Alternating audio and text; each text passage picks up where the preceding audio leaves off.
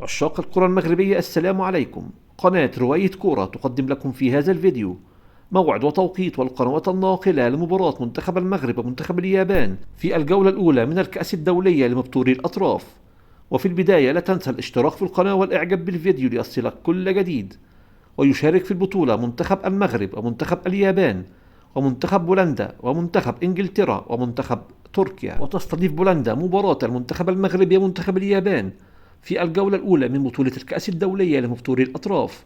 وتنطلق المباراة اليوم السبت 28/6/2025 عند الساعة 8:45 صباحا بتوقيت المغرب وتونس والجزائر، 9:45 صباحا بتوقيت ليبيا والسودان، 10:45 صباحا بتوقيت مصر والسعودية والعراق وقطر والبحرين. وأما عن القنوات الناقلة لمباراة المنتخب المغربي ومنتخب اليابان، المباراة منقولة على صفحة فوتوسال برو على الفيسبوك.